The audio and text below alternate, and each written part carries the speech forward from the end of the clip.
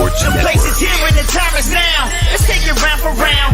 And people gather round. Let's see who can win the crown. All the marbles involved. Football, baseball, or golf. Who's dominating the hoops? Who's talking false or the truth? Yeah, come and show me your war face. I'll show you my war face. No holds barred, so for your sake, you better show up in good shape. Valuable information is key to your domination. So focus on preparation. Online is your reputation. Yeah, it's one-on-one. You and me, ain't no fear in me. You will see. When it comes to this, you'll be wearing the number 23. In debate, I hold my weight cause these sports I'm attached to it. Your legacy, get ready cause I'm gonna set a match to it. Hey, burn them. Fire, fire, fire, fire, burn them. Fire, fire, fire, fire, burn them. Fire, fire, fire, fire, legacy on fire. Fire, fire, fire, burn them. Fire, fire, fire, fire, legacy on fire. Fire, fire, fire, burn them. Fire, fire, fire, fire, legacy on fire.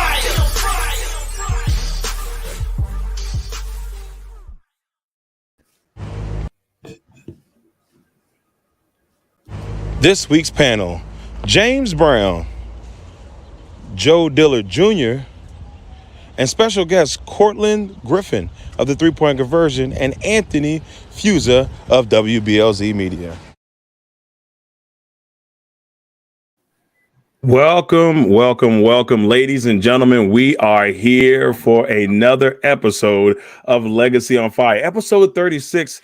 And we are excited to be here today for another round. And I got some amazing guests with me today. I'm super excited about this show. We had a fire show last week, and I know we're going to continue the fire today. First, let me introduce a all-the-time panelist. So I would say a common panelist here on Legacy on Fire. He is our Atlanta Falcons expert. He's a writer, our beat writer for Virginia Tech, Mr. James Brown. How you doing today, brother? What's going on, Darrell? Doing good. Glad to be here with the fellas again. Looking to have another great show.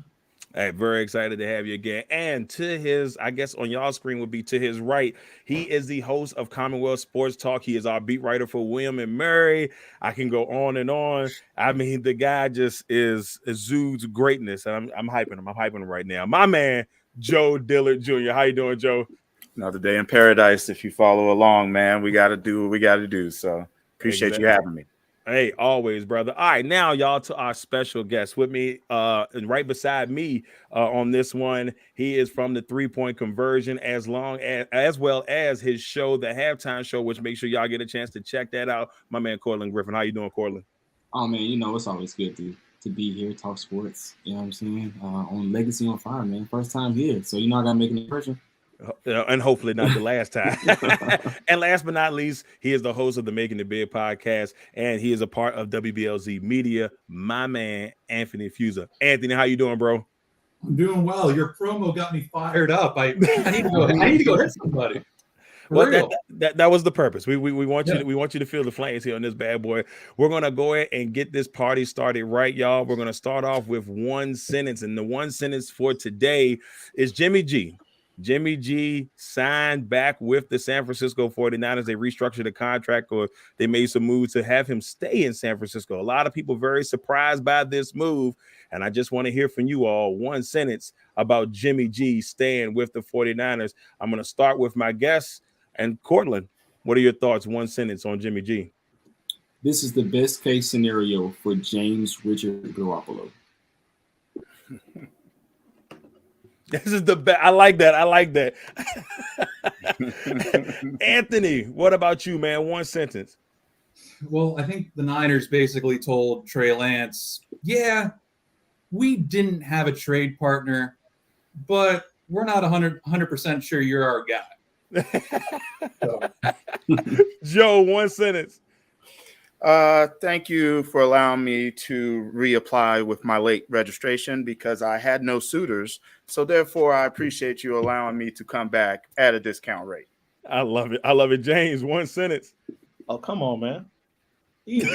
Everybody buys insurance. Oh, that's great. That's a good one, James. Everybody buys insurance. So, Jimmy G situation, crazy situation, but there's still a chance he gets traded. We will see how that goes. But now, ladies and gentlemen, it's time to get the fire starters going. And the first fire starter of the day, U.S. Open. Serena Williams in her final U.S. Open. We're going to give everybody a minute to kind of break down the greatness that is Serena Williams and their thoughts on her final U.S. Open. With that being said, we are going to start with Anthony. What are your thoughts on Serena's last, I should say, U.S. Open? Well, she started out well there on Monday, won 6-3, 6-3 against her opponent. So it's an ideal start for her. Obviously, she plays tonight. Actually, as we speak, she's playing right now. So, obviously, she's definitely up there. I'd probably consider her the best female athlete of all time. You look at Simone Biles; she's also up there in terms of winning, but in impact. But I've really, it's really amazing how she just grew and dominated her sport, and she's even beaten her sister, which probably doesn't sit well with Venus there during those Thanksgiving meals. That's a good one, Anthony. Yeah, I know those conversations are always tight. I remember people used to say, "Oh, they don't like playing each other. They don't go their best." But I mean, how many times did they face each other prior to that? Courtlandt, what are your thoughts on Serena's last go? I think she's single-handedly proven that she's the greatest, not only female tennis player, but tennis player, period, in my opinion. Like you said, beat her opponent 6-3, 6-3. So she's still showing she can do it at a consistently high level. And this is after dropping the baby. She also played on, I think, a major tournament, pregnant. So this is not something that's new to her. It's going to be sad to see her go, but you're going to love watching her possibly make another run here as her last hurrah. Yeah, like I said, it's kind of surreal. I mean, let's be honest with you. Most of us were in high school when Serena started, and that's how powerful her career has been. Joe, I wasn't even in high school. I was a baby. You was a baby? Okay, all right. I'm 29. You made me feel a little bit old there, just a little bit old. Joe, what are your thoughts on Serena's last go? Female athlete is an understatement to say she's one of the best. I think she might be the best female athlete of all time. I think she even appeals with just the best athletes of all time because she set the bar high for the game of tennis. I think that she had inspired so many new players right now to be immaculate. I mean, like the competition now is really, really tough, and it starts at a young age. And so you have so many young ones rising. She's got a second round go with the U.S. Open. I think if she wins this one, man, please look out. Like to go out with 23 would be immaculate, but just not forget she's got 14 doubles with her sister. So she did beat up on her sister, but they won together. So like she's done it all. Like you stand alone, you win alone. Like that's probably one of the ultimate sports where you stand alone and win alone and lose alone. Cause hey, you got to go bat. There's no excuses when you play one-on-one. Exactly. James, what are your thoughts on Serena's final go around, brother? I mean, man, all good things come to an end, but sad to see her go. She's had an amazing career, like we said, as a singles and a doubles player. Hopefully, we can see some of that magic one more go round, and she's able to pull out this win here in the Open, in the U.S. Open. I'd love to see it for her to go out on top in a sense. So I'm rooting for her. I hope she's able to get it done, but her impact on the game, I feel like will be left, but her presence on the court, it's definitely going to be missed, man. I mean, this was a woman who, like you said, many of us grew up watching. Like we pretty much watched her whole career. We watched her even in a sense grow up. I mean, when they came on the scene, I think they were 14, 15 years old. So like we watched them grow as people, athletes, the whole nine. So, it's going to be a change in the tennis world. Sad to see her go, but she's had a great career. Hopefully she can go out one more time on top. That's the part we all want to see, man. Like it's like it was just that special moments in sports you can say, man, I was there for you. Serena, congratulations on a great career. Thank you for giving us so many memories. Even if it was good or bad, one way or the other, she always gave us phenomenal memories. Next one on Fire Starters, we're heading over to college football, fellas. College football starting this week. The NFL in about a week. And we've got some pretty interesting week one matchups, but I want to hear from you guys. What are your thoughts on these week one matchups and your favorite, I guess you could say, week one matchup here in college football? This time we're going to start with James. What matchup are you excited about the most heading into week one? I'm gonna honestly say I'm gonna take a look at Georgia versus Oregon, man. Coming off the year Georgia had last year, national championship, they were able to bring back Stetson Benson. They lost a lot of guys on that defensive side of the ball, though. George Pickens gone as well, a few different guys on offense. How are they able to rebound? Are they able to repeat? Are they able to have the same dominant run in the SEC? So I'm really paying attention to that game. And then as well on Oregon side, Bo Nix transferred to Oregon from Auburn. Is he able to win the starting job for Oregon? Is he able to make any magic happen? That's one of the games I definitely have my eyes on this weekend. Yeah, that's definitely going to be a fun one, and I can't wait to see it. We go to Courtlandt. Courtlandt, what are your thoughts on this college weekend, week 1 NCAA? Like I said, week 1 is always, and this is funny, I just tweeted this out, I think the other day. I said week 1 is always the week that the ACC looks like the best conference in the world, and then week 2 happens. But if I had to say like one matchup that I'm looking forward to, it has to be number 2 Ohio State versus number 5 Notre Dame. Notre Dame with the, ACC, joining the ACC, or maybe joining a bigger conference, or maybe even staying independent. We don't know which way they're going to go yet. And then with Ohio, but they're still a powerhouse team. They're the 5th ranked team in the nation. And then Ohio State, of course, being the powerhouse program that they have been and will always probably be, with again, implications of joining another conference or being in a bigger conference happening as well. You want to see these two duke it out and who comes out on top. And I think it's always good to see 2 top 5 teams go at it week 1. All right, just before the buzzer, I see you, Courtlandt. I see you. Anthony, what are your thoughts on this bad boy? Well, this game isn't going to get as much national attention as the Notre Dame-Ohio State game, but I like rivalries. You got the backyard brawl there, West Virginia Pitt. I want to see more from the ACC rising up. And we talked last week about some of these conference alignments, and it would be nice if Pitt, with Caden Slovis at quarterback, replacing Kenny Pickett, if they showed, hey, we have some consistency here. Got Pat Narduzzi. We're building something. This isn't just a one-time thing. Kenny just wasn't our team. We lose Jordan Addison. We could still win without him. Pitt has something to prove.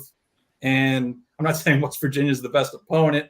By the way, they have JT Daniels at quarterback now. So it's going to be an interesting game. I expect a somewhat close game, but Pitt, you got to be somewhat dominant in this game. All right. Yeah, Pitt and West Virginia, potential down the road ACC matchup. We're hearing West Virginia could sneak in that bad boy, but we'll see when time comes. Joe, what are your thoughts on this one, week 1 of the NCAA football season? I'm going to stay with the central theme of Brian Kelly. Okay, I'm going to start off with Notre Dame versus Ohio State as being the most exciting. Just regards to see the new regime of Notre Dame, defensive-minded coach. Want to see how they come out and play a form of physical football, possibly versus the best tandem in college football at the quarterback and wide receiver position. So I'd like to continue to push that ACC push where Notre Dame can hand Ohio State a loss early and make it look real good for an ACC or a friend, as I'd like to call them. They're not really a member with us. I don't want to give them too much credit. But the big game that I really want to see is Florida State versus LSU. I think that Florida State can punch them in the mouth because Kelly has a beast over there with them Tigers, but I don't think he's tamed them yet. I think this is a great opportunity for Florida State to come out the gates and catch them off guard and really have the ACC getting some credibility. As you predicted Pitt winning, I got Florida State winning. All right. That is an interesting that's a really, really, really nice take down that one. I didn't even see that one, but I'm all right. I'm gonna go ahead and throw Homer out there. I'm only saying this because I'm going. But Richmond is traveling to UVA, and I'm just excited to see, which I still think is going to be one of the underrated offenses in the ACC, with those 3-headed monsters with Wicks and Teton Thompson and Billy Kemp and Davis, along with Brennan Armstrong, who was a top 5 passer in the nation last year. That's my homer pick. I had to throw it in there. So I'll be up there with my girl Justice. We riding up there together. We're going to go cover that thing for Legacy Maker Sports. All right. Is Richmond versus UVA really a travel game? I mean, it's probably a solid. You got to go out to Charlottesville. It's a solid hour. It's a solid hour. I mean, I think from my house, It's about an hour 20. Richmond University, Okay. so it's a solid hour. Okay. It's a solid hour. Nice little bus ride, country with the apples and all that good stuff. Right? Yeah, it's pretty up there. I'll tell you that. Pretty. It is gorgeous up there. Next one in the fire starters. All right, so this one kind of gets a little serious, y'all. We have the punt guard situation in Buffalo. Matt Ariza was released by the Buffalo Bills due to some sexual allegations that are they're pretty bad. Supposedly, and close your ears if you got young kids, but there was a gang type of situation with a young lady who was underage. It's a bad deal all the way around. So I want to hear from you fellas and what your thoughts on this. Joe, I'm going to start with you. This punt guard situation is crazy, man. What are your thoughts on it? Party schools have party situations where people can't go back from. Once when you turn that corner, you turn that corner. And I believe that the Bills will take the grunt of this because they are the professional team. They got some information where they were able to at least make a decision before it going public, but I guess public was the decision for them to let this young man go. But outside of football, this young man has problems because the reports are indicating that it was real bad. And I don't want to go into details. I just want to say that justice will prevail in that situation. But the Bills could have done better knowing once when they got the information they got. The NFL sometimes got to be better with being transparent with how they want these teams and franchises to act, because it just looks like a hot mess when they're back and forth or case by case. Case by case is just not going to cut it. So, but it's just a messy situation all the way around. Definitely a messy situation. Anthony, what are your thoughts on this one, brother? Yeah, it makes sense, not just from an image perspective, but you don't want to sit there and say, for example, we hear people say, if you believe in your guy, stick with him, keep him. If you keep him and it turns out he's guilty, terrible look, right? So you cut him. If it turns out he's innocent, he's he's found not guilty. Hey, man, welcome back. We're glad everything worked out. We're glad you're not the monster people think you are. And you can go about it that way. Now, I found it weird that one report said they did a thorough investigation. Then I hear they didn't talk to the witness. They didn't have all the tools to do a successful investigation. So that was a little murky for me. It made me kind of pause. But again, I'm just gonna leave it there. Yeah, it definitely crazy. Courtlandt, your thoughts on this, brother? I think the Bills did what the Houston Texans failed to do. They got away from up under this really quickly. As soon as the reports got too hot, they were like, okay, cool. Hey, look, Matt, you got to go. And regardless of what happens, we'll talk about that later. But also, I think the Bills saved themselves some trouble here, because as he's going through those legal troubles, as he's going through those legal battles, they don't even have to be attached to it outside of he's a former Buffalo Bill punter. But reports did come out that Marquette King, who's one of my favorite guy athletes, even though he is a punter, was contacted by the team. So, where one door closes for somebody, another man's treasure, another man's treasure, and Marquette King can find himself back in the NFL, which is always a good thing. Yeah, man, it's a shame because we all know, the talent. A lot of people call him one of the best punters of all time, and he just kind of disappeared from the league, which was just kind of weird. So if that does happen, and it's been the last couple of days, I mean, the Buffalo Bills are going to have their choice at punter. There's a couple of really solid punters. Tennessee let their punter go, I believe. I got some insider on that. So Brett Kern, it would be out the picture because reports are his father is from, I guess they're from the New York area. His father said that Tennessee let Brett Kern know that they wanted him to stay posted just in case Stonehouse, who's the rookie punter, doesn't work out. So gotcha. Kern will not sign with another team until, you get some rest just in case things don't work out. Right. So that's a good deal. That's a good deal. James, what are your thoughts on the punt guard situation, brother? Right now, the allegation, it looks bad. He is being sued, civil suit. But I mean, I feel like the Bills made the decision that any team would make. I mean, he's a 6th-round pick.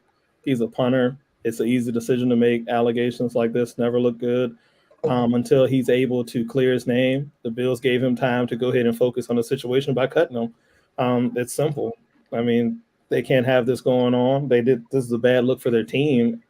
and the NFL as a whole. So punter, 6th-round pick, not really guaranteed anything.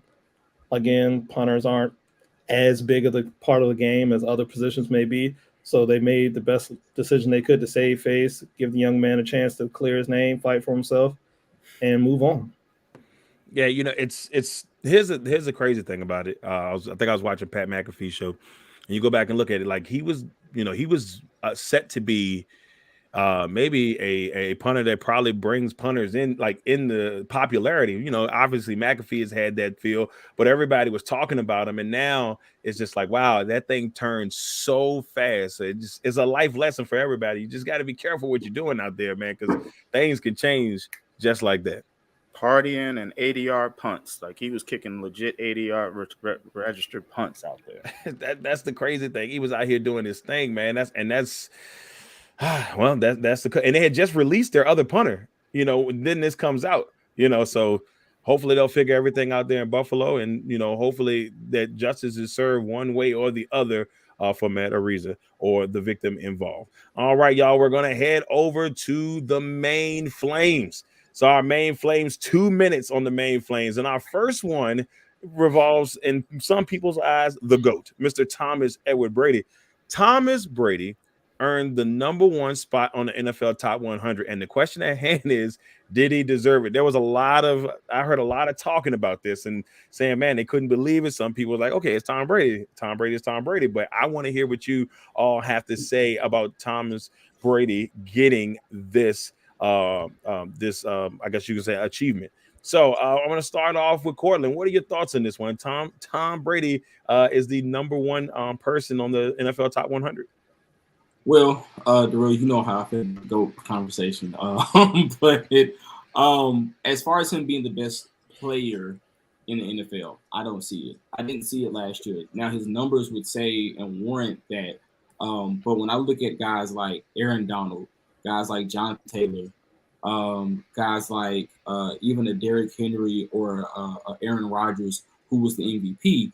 All of those guys, to me, even if you want to say for a down year, Patrick Mahomes, who had a down year for Patrick Mahomes, those 4 or 5 guys there, I feel like you can put those guys and make a case for them being there. Even Jamar Chase, Justin Herbert, to me, has a case to be top 5, top 10. So when I look at this, I think this is one of those weird reputation awards. I think guys kind of like when you talk to younger guys in the NBA, they talk about Jordan, which most of those, he was gone before they even were born, and or they were young when he was playing on the back half of his career. This is one of those situations where I think players voted him in off of the reputation of Tom Brady, the greatest quarterback of all time. Tom Brady, the era and the mystique that is Thomas Edward Brady. Edward Patrick Brady. I'm sorry. So when you look at this, it's kind of I think you take it as a grain of salt. You know what I'm saying? Like, I think you got to take it as a grain of salt. It's players voting for the guys that they play against. It's player voting, at the end of the year. So it's a year-to-year thing. But do I think Tom Brady is the do I think Tom Brady is the best player or was the best player in the NFL last year? No, but he was voted by his peers. So it has some merit. You just got to take it as a grain of salt, or with a grain of salt. All right. James, what are your thoughts on Tom Brady getting this spot here as number 1 on the top NFL Top 100? Before I go, I just want to say, Jay, don't take this take personal. No, I'm not hating. I know you're a Bucs fan. I know I'm a Falcons fan. It's nothing personal, bro. It's all business. Me personally, I feel like Tom Brady got the number 1 ranking because of the fact that a lot of speculation was out there. He indeed did retire. And I feel like during that time of the year, a lot of guys was like, man, Tom's last year, he still threw for 5,000 yards. He had the 40 touchdowns. He's the GOAT. He got 7 Super Bowls. I mean, how could he not be number 1? I feel like that did play a lot into this decision being made. Well, of course, now we know he did not, in fact, retire, or he retired and came back. So, had players known that, maybe the list would have looked a little different. But I feel like that retirement aspect, along with the stats, played a big part in his decision to be number 1. Me personally, I feel like maybe Aaron Donald should have got the award. Maybe Aaron Rodgers, or maybe some guys thought he was cheating though, since he was out here on that stuff. But in my opinion, it should have been Darnold. But I feel like the retirement factor kind of got Brady over the top there for the number one spot. Leave my guy alone, man. I mean, you got one out here. Look, man. Look, he's just being honest. I mean, he could just eat avocado ice cream like I guess normal people, but he took it to the woods. Oh, avocado ice cream! I've never had that. I don't think that's something that I want. So as this is happening, we're doing the show. Ian Rappaport just reported that the Buffalo Bills signed Sam Martin to be their new punter. That happened as we were talking about it. Yeah. So Sam Martin is the new punter for the Buffalo Bills. Joe, what are your thoughts on this one, man? Tom Brady gets the number one spot. Well, I guess it kind of makes sense with the timing. The timing was a great point that you brought up, and of course they're going to see what he's done, and that's kind of where I'm going with my main fight was that he's 45 years old, or 44 at the time that they're voting on this, and how many other people are going to be 44 and put up 5 stacks of yards? How many people are going to be 44 and come out of games clean as a whistle and play 17 games? We got Washington fans wondering how many games is Carson going to give us. We got other people wondering about their quarterback. But when TB12 has stepped up, he's played consistent. He's been there.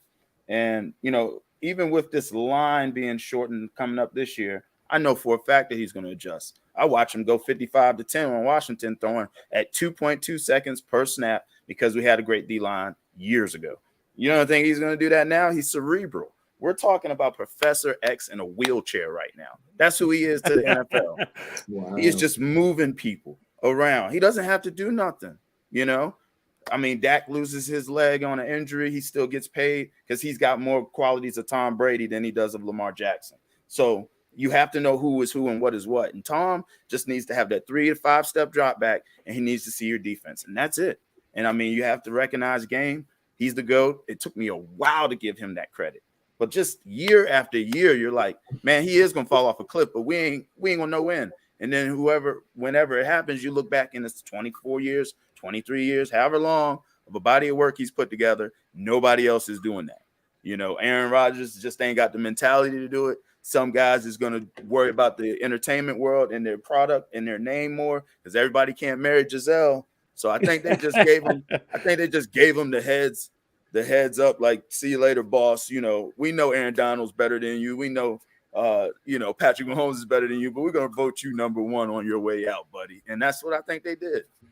I think they did the same thing. And it's crazy, But I think a lot of people were shocked on that. Anthony, what are your thoughts on this, man? Number one spot for Tom, and if not, who deserved it? No, I would have went with Cooper Kupp or Aaron Donald. Either one. I mean, just the impact they have and playing dominant parts of the Rams during their Super Bowl run. They both had impact there in the big game against the Bengals. It is. I agree with you guys. It is a respect thing. It's a hey, thank you, tip of the cap on the way out. And there is something to be said when guys want to play with you. You got Leonard Fournette, AB, Gronk, Julio now. So that in and of itself, I mean, Julio could have said, hey, you know what? I understand Tom's the GOAT, but what about the Chiefs? Andy Reid, Mahomes. I could have went there. They need more receiver production with the cheetah gone. Instead, the Chiefs got MVS, your guy there from Green Bay, and, of course, Juju. So there's something to be said when guys recruit, guys like Tom Brady recruits, and then guys want to play with you. And on top of that, the power that Brady has, basically, we all know, even though no one's come out and said it, hey, Brady's the reason why Arians ain't coaching. Bowles is the guy. For those of you that didn't like Arians, you can thank Tom Brady for that. So I think that power element is so crucial. You don't see that with I don't think really any of these guys. Oh man, all right. So I'm gonna be a homer here real quick.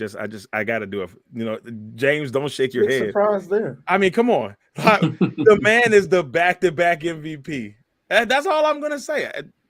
I don't blame the back-to-back MVP. I mean, come on. But I will say this though. I'm just wanted to give him his love, but I probably would have picked Aaron Donald personally. I There think you go. I think what Aaron I was gonna Donald say wrong, did. Aaron. Yeah, I think what Aaron Donald did, last year, and just what he did in that Super Bowl. The last time I seen a player do something like that in the Super Bowl on the defensive front on the D line was Reggie White. And that was Reggie White back in about 1996. And what he was able to do, and he's just a different monster, man. So I would have gave it to Aaron Donald to give him a nod because he deserved it. But yeah, I had to throw I give my boy a little love back there. That's just Hey Joe, I know you said it took you a while to give Tom Brady that credit, but on my headstone it will say Joe Montana is and will forever be the greatest player. You put it on your headstone. I'm gonna put that on my headstone. It's gonna be on my headstone with Joe Montana with number 16. Mr. Joe Cool. I know that pose. That's You're a hilarious. historian. You know that pose. That is Joe too Cool. funny. I love that, Courtland. I love that. I just love him because he threw that touchdown pass on Dallas in the end zone to take him to the chip. That's why I love him. Gotta love him. Okay. That's a true Commanders / Washington / whatever you want, whatever they are now. That's a Three-time champ. Three-time champs. 3-time. I like that. The 3-time champs. That's a definite Call it answer that. from the 3-time champs. So much love on that. Next one. Let's head to a fun one here. NFL season is right around the corner, y'all. We're literally 11 days away. Well, no, I take that back. We're a week away. Thursday night, we got Bills and Rams, and then a full slate of games on Sunday, along with 2 Monday night games. I believe they usually do 2 Monday night games, but I haven't had a chance to look and see who's what and who's playing when and where on that. But with all that being said, I just kind of want to know your top 5 NFL candidates heading into the 2022 season. I think this is going to be a fun one. Anthony, I'm going to start with you, man. Who are your top 5 guys heading into the NFL season on your MVP candidate list? I'll start with Cooper Kupp. Flashy name, flashy team. We know he's the guy, right, in the passing game. Patrick Mahomes. What can you do without the Cheetah? You got Kelsey there still, but what are you going to do with these other guys? They're just guys to some people. You got Josh Allen. This is supposed to be the Bills' Super Bowl year, according to a lot of quote-unquote experts. Can the Bills win that division again? Justin Herbert, probably my favorite quarterback just because of all the tools, the arm, he can move. Just quiet, down to business. Of course, in LA, the big market. And then Jonathan Taylor. Without him, it's hard to imagine the Colts going far. So if they want to win that division, if they want to be in that Super Bowl mix, if he wants to help Matt Ryan, then Taylor has to step up. I mean, he's the engine. So those are my 5. All right. I'm going to go to Courtland. Courtland, who are your top 5 heading into the NFL season? And so in no particular order here, and I also have a caveat from my last ones, but I have Justin Herbert. I think with LA, what he's able to do there, his steady progression, steady production, and with how wide open the AFC West is right now, I think the Chargers have the best team in that division.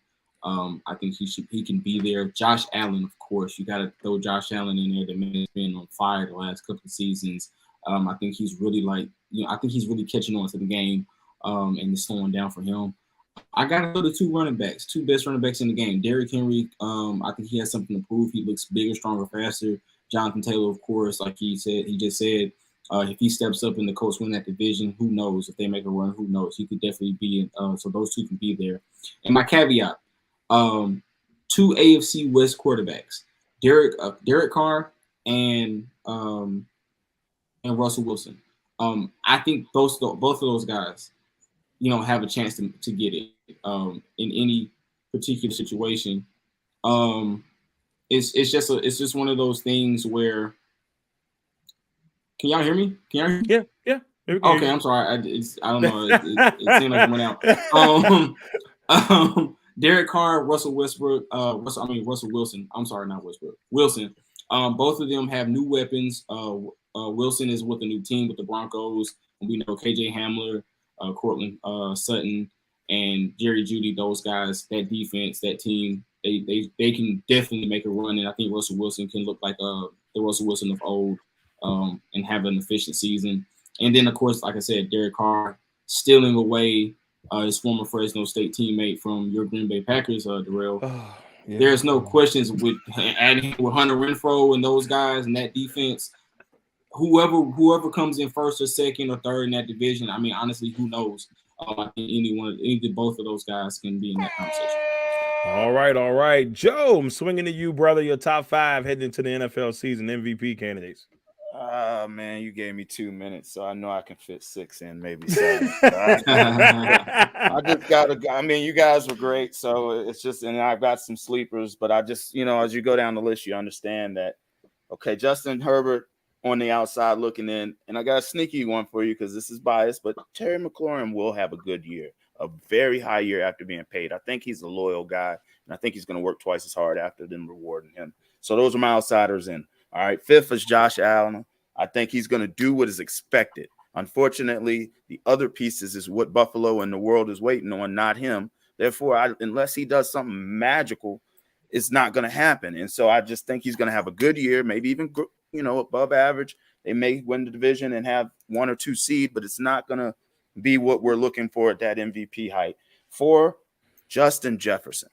Justin Jefferson's going to explode this year. Like, Cousins have no reason to do anything but throw it up now. And he's got more help again after Diggs is left. They built around him again. So now this is giving him an opportunity to get the big plays instead of having to do every play. And I think that's going to reap him benefits on the big time play. Similar to a Jamar Chase, but he's not in the list yet. Young man getting bigger and stronger. He may be there one day. Jonathan Taylor, love him.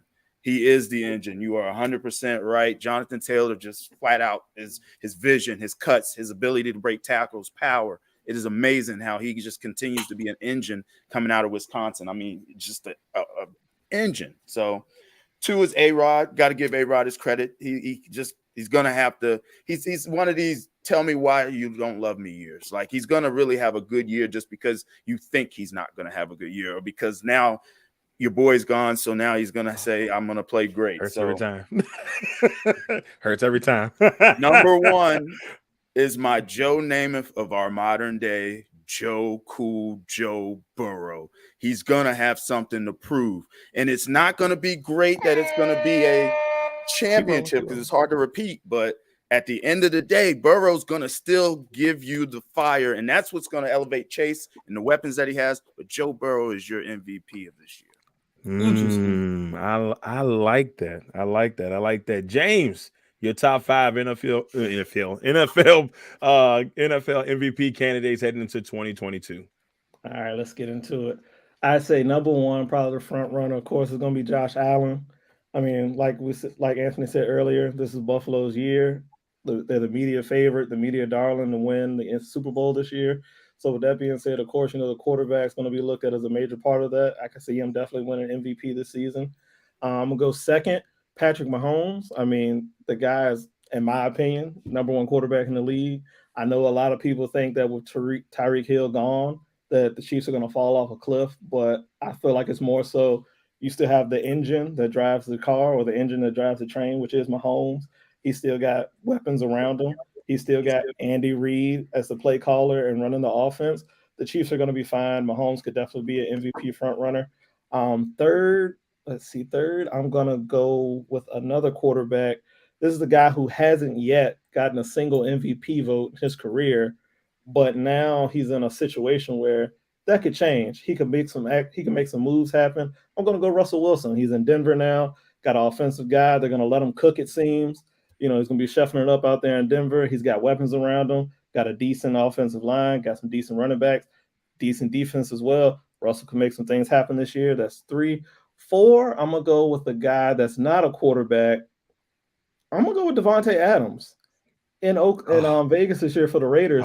I mean, if Devontae Adams can propel Derek Carr to an MVP level, sounds like an MVP player to me, because I'm sure he helped Aaron Rodgers get those 2 MVPs he got the 2 previous seasons. I don't think it was all the T. Adams definitely helped. So I feel like if he can do that for Derek Carr on Vegas, he's an MVP candidate. That's what, 4, 5. I hate to do it, but I could say 5. I could see Brady winning it because of the whole 45, 46. Tampa Bay will probably win the South. They'll be in the playoffs, possibly win a Super Bowl. Goodbye. Get out of here. Take this with you. I could see it. Man, okay. I love the list. I love the list. So I'm gonna throw mine in here real quick, and it's not. All right, so Aaron is not number one. Aaron is, he said Watson Jones, 3. No, Christian come Watson, on, 2. man, don't do me like Aaron that. Like Jones, 3. Dillard.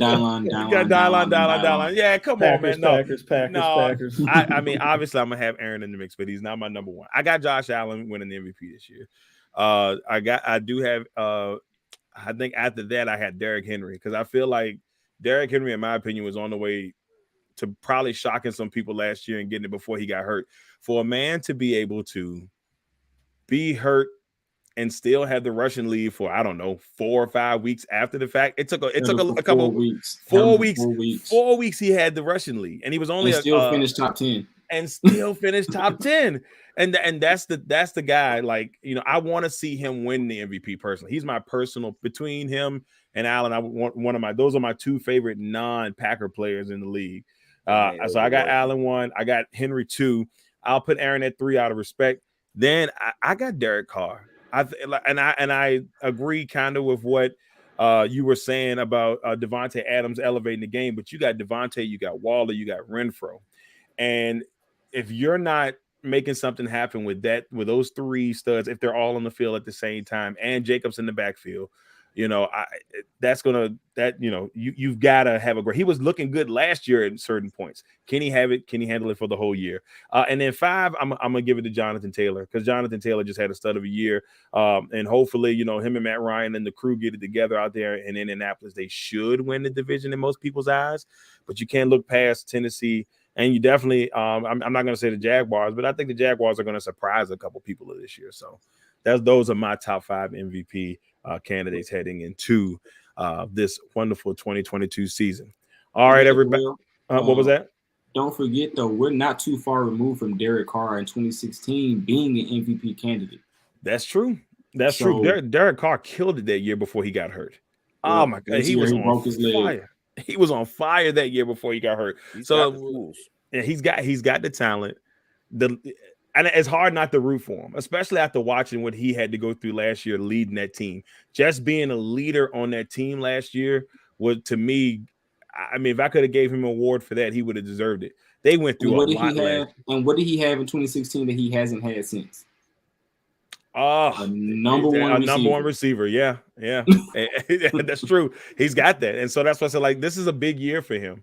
You know, that AFC West is going to be a dog fight. It's just, yeah, I think I did a playoff predictor, and I think I had everybody in that division at least winning 11 games. That's how crazy it was. That's crazy. I think I think it is. I mean, obviously they'll beat up between each other, but then they'll still. I think the worst team I had the Broncos like 11-6. Everybody else was like 12-5. That means a division. That means a division in the AFC is going to have a team, at least 2 teams or 3 teams that win less than 7 games, which is not impossible. What is not impossible. I mean, we be honest with you, the South is a little tough in the South. You know, the AFC East is horrible. The East could be in trouble too. The quarterbacks are young, so you just never know what could happen. Yeah. All right, everybody, that was it for the main flames, and now it is time to fire, fire, fire, fire, burn on. Fire, fire, fire, fire, burn on. Fire, fire, fire, fire, legacy on fire. It's time to put out the fire, where these 4 gentlemen will sit back and say, hey, you know what? They got something going on right now that they're tired of seeing in sports, and they're going to get it off their chest. It is time to put out the fire. Let's see who's going first. Anthony. Yep. Go ahead and put out the fire, my friend. I think I had to think about this, but this bothered me over the last few years. But you see athletes call out, they talk too much, and I feel like professional athletes have to be more professional, right? I feel like athletes overall have kind of lacked that over the last decade or so. Let's start with calling out opposing players. Sometimes I feel like it's a little excessive. Guys don't want to play out contracts. You hear about this beef. I don't know how much of that is all about, hey, let's get follows, let's get likes. You pick who the winner of this argument is. That type of deal. You got guys stepping on logos like Juju did in the past. You got Chase Claypool stopping in the middle of a hurry up for the Steelers to celebrate his catch. Or I forget if it was a catch or a run, but you see a lot of selfish, sometimes immature actions take place from some of these stars. Even go back to the OBJ banana boat situation, the Kevin Durant. We heard that source basically say he told the Nets either pick me or Sean Marks and Steve Nash. Come on. So you see all these unprofessional acts, sometimes immature, and you just got to wonder, what's going on? Why are these guys acting this way? Russell Westbrook, he can't handle Skip Bayless. This man's 70 years old. You don't have to watch this guy. You don't have to listen to this guy. Calling him, what do they call him? West Brick. So athletes, I just feel like they need to be more professional. Put the word professional back into professional athlete. I can deal with that. I can definitely deal with that. Thank you, Anthony, for putting out the fire on that bad boy. Next one, we're going to head to Courtlandt, another one of our special guests. Courtlandt, it's time for you to put out the fire, brother. All right. Anybody who knows me knows that it's no question. There's no secrets about it. I'm a LeBron fan, but I'm getting tired of seeing on every single network, every YouTube video, every single news outlet, every time LeBron James lifts a finger, it has to be a headline. LeBron James goes to his son's basketball game, AAU basketball game, and sits on the sideline. And now that's a headline. Now we're talking about it. LeBron James brings his two sons to the Los Angeles Lakers practice facilities, and they're going through basic basketball drills that any kid who has an NBA parent has gone through. It just so happened to be posted to Instagram. Now that is a headline. I'm tired of seeing LeBron James every single move be a media headline. It doesn't have to be. Right, we understand that LeBron James is probably outside of Tom Brady, Serena Williams, and a couple of other people, one of the most notable sports names in the world, right? But we don't have to every single day talk about LeBron James. It seems like you get maybe 1, 2, 3 headlines, or like guys going to media outlet rooms and say, "Hey guys, here's on the docket today." Like we have NFL. Some NBA offseason, and then we're going to talk about LeBron James for 45 minutes for the rest of the show. Like you don't have to, it doesn't have to be that. Let that man live, and also let him rest. Like Jesus Christ, we don't have to put everything on his name. Like put that fire out for me, please. Hey, you know what, man? I couldn't agree with you more. Some of the things that come, obviously, the GOAT talk, I think, made a lot of people just either envious of LeBron James or hate LeBron James in some form of the fashion because they were loyal to Jordan, vice versa. But every single move this man makes gets, and it's a part of what he is. But it's just like, man, get off the guy's back. But when he does so much good that, I think sometimes you don't get to hear about the good as much. And he does a lot of good things, and I think it gets undersold. Now everything is about his sons, and then it's starting to trade down from him to his sons. They had the Sports Illustrated article, and it got both sons on there. And so it's just like it's always something with LeBron in that form of the fashion. But overall, you can't say anything truly bad about LeBron. He hasn't had any scandals. He's done everything the right way. He could have easily had scandals, but he's done it the right way. So mind you, this is coming from a diehard LeBron fan. I'm just tired of every time I cut on Undisputed, and even as a sports media member, it always goes to LeBron. It's like, yo, there's Giannis, there's other players that deserve attention. We got to give those guys their attention too. I agreed 100%. Next one, we're going with James. Go ahead and put out the fire, sir. Nothing really major I got to put out this week, but I do have, I guess, maybe a question I'd like to propose. Could we possibly see Howie Roseman get burned twice by the same one player? Today, the Philadelphia Eagles traded former first-round pick Jalen Reagor, wide receiver out of TCU. Hasn't really done much. Pretty much viewed as maybe a bust in Philly. But the guy that they left on the board to take him was Justin Jefferson, who was then drafted by the Minnesota Vikings, who's pretty much turned into a star out of Minnesota. Well, today the Vikings acquired Rager for what, pennies on the dollar. I think they got a 7th round pick this year they're giving up and a conditional 5th round pick next season. And I feel like we could honestly possibly see Rager go to Minnesota with the rest of the guys around him and possibly flourish. And it looks like Roseman could get burned twice by drafting the guy ahead of Justin Jefferson and him not panning out, and then to trading the guy to Minnesota along with Justin Jefferson and him potentially blossoming into a potential star player in the league. So that's one thing I kind of have my eye on going forward to see if Jalen Rager can develop and if Howie Roseman kind of like it blows up in his face again behind Jalen Rager. It's just something interesting I saw this week. Yeah, you know, Rager, I ain't gonna lie to you. I was hoping. I was like, come on, man. I'm hoping that they attempt to try to trade for someone, but they're gonna ride with what they got. So Sammy Watkins. Green Bay? Oh, you already know what Y'all I'm talking don't about. Trade, you don't sign. You knew what was happening. I already knew You better. knew what was happening. You gotta let a man dream, though, James. You gotta let a man dream. Joe. Not when he's a Packers fan and needs a receiver. All right, Joe, it is your turn, my friend, to put out the fire. Well, take you on a journey back down memory lane. I started off a Lakers fan with my pops, Magic Johnson, greatest player in my world. He's up there. But transitioning, we hated the Celtics. Do you hear me? There's no love for the Celtics at all.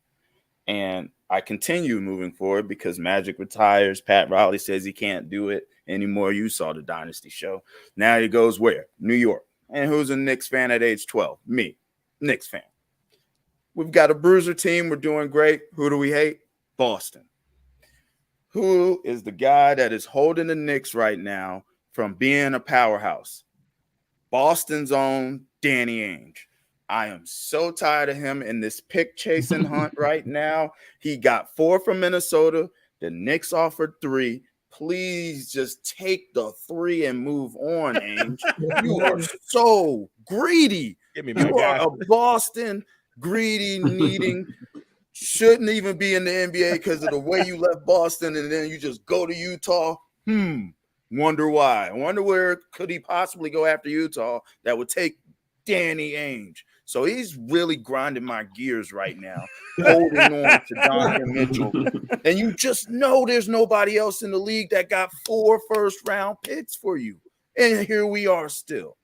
So, yeah, we had to pay RJ Barrett. Yeah, we had to sit here and act like we got it already lined up, and we don't. We're 2 picks away from where we were supposed to be. Make the Donovan trade. Great. Now we will have 2, maybe 3 first-round picks left, and then you can go ahead and package that with Julius or any other way you want to do it and just get another guy to come in. Hey, Danny Ainge. Why? What did Magic do to you? What did Phil do to you? Come on, man. You know what it was? You know what it is? I think him and Aaron Rodgers is buddies. They both sipping that tea. Man, it's something. Somebody in Minnesota was sipping the tea to give up 4 first-round picks for Rudy Gobert. Somebody was on. Somebody You think he's gonna get away with murder twice in the summer? I mean, look, my man is trying to catch up with the Oklahoma City Thunder. He's like, look, if I can just get as many as I possibly can, I'm going to be just fine. This is what I need to do to make it happen. He's trying to get there. He's trying to get there. I'm telling you, man, that's interesting. Look, you heard my man Joe. Just go ahead and send Spider over to New York so they can have some hope. It's unfair to them, man. It's unfair. Do it. Why? All right, everybody. That is it. That is it for episode 36 of Legacy on Fire here on the Legacy Maker Sports Network. I am so glad that everybody came by to join us today for another great episode of Legacy on Fire. And of course, as always, before I get out of here, I want to go ahead and give everybody a chance to say, their goodbyes and whatnot. Courtlandt, anything you want to say before we get out of here, brother? Hey man, first of all, I appreciate you for bringing me on the show. Just shameless plug here, y'all see the hat. Plug away. Tune into the halftime show. Tomorrow we do have a special WNBA edition with the WNBA playoffs going on right now, and everything like that. So we'll be talking about all the awards and the playoff situations and everything that's going on. But tune in, and also if you go to YouTube, type in my name, Courtlandt Griffin. You can also watch all the past episodes there. Also catch my articles on the 3pointconversion.com. Anything from NFL all the way down to college football and soccer. I cover that all. And then follow me on Twitter at DCGriffy, where I live tweet games. I have sports takes, and if y'all can try to pack me up, I'm very good at what I do. Very great debater. If you can pack me up, great. If you can't, believe me, I will grill you. You're not safe. But come and follow me. You know what I'm saying? Just come holler at me on Twitter. I love it because you're not safe. All right, Anthony, man, before we get out of here, man, go ahead and let them know who you are, man. Let them know where they can find you, brother. And, of course, anything you want to say before we get out of here.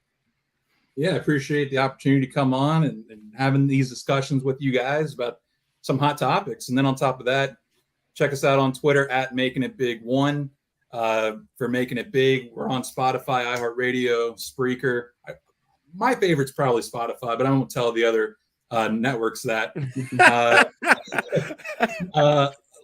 One of the positives I enjoy about my show is I've had some good people on, as well as different athletes from the college level. I've had Hall of Fame wrestlers on, like Ricky Morton, Boogeyman himself.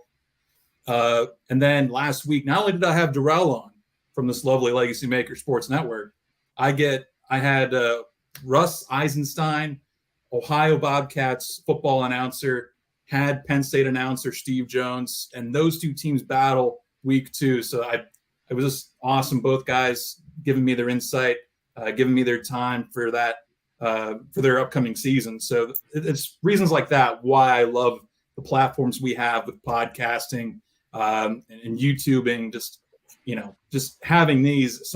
Honestly, these shows, they beat pretty much any major network show you see on TV. So, and I don't want to call anyone out, but I watch Legacy Maker Sports Network, man. I'll watch that stuff. I don't need some of these high profile, some of these guys, that yap all day. I'll say it. Some topics we don't care about. Yeah. But you guys know how you really feel, Anthony. We appreciate you, Anthony. We appreciate the love, man. Always. Look, a lot of people don't know. Got my start on WBOZ when I first started the podcast world. So, hey, look, WBOZ is always going to be family, and so appreciate that, man. James, anything you want to say before you go? Man, another good week. Love having the guys come on. I'm loving this run of special guests we've been having. Hopefully we can keep it up. Hope I can continue to be a part of it, man. But, I always enjoy talking sports with you guys. Shout out to everybody out there watching. And as Jay would say, love your people. If there's somebody out there that you love, make sure you tell them, because you never know. Tomorrow isn't promised. Amen to that. Joe, before we go, anything, brother? Commonwealth Sports Talk. Check us out. We in season 5 right now. Just about us, a little details. We represent everything about Virginia sports. We talk to the collegiate coaches, high school coaches, past athletes, current athletes. So we try to get a good range of everybody out there, so you can get a good, blend of different aspects of what Virginia sports and life is bringing to you. So check us out at CommonwealthSportsTalk.com. Anything on Legacy Maker, we're just pumping out weight. And I'm just happy to be a part of this engine. So, appreciate y'all's time, man. Glad to have you, brother. That's it, everybody. And we made it under an hour. I'm getting yelled at by my wife to go get the kids, so you already know what that means. Once again, everybody, thank y'all all for tuning in. This has been Legacy on Fire, episode 36. We hope to see y'all back next week. Hoping to do Wednesday. We'll let you know once we get everything rolling, y'all. Until next time, peace.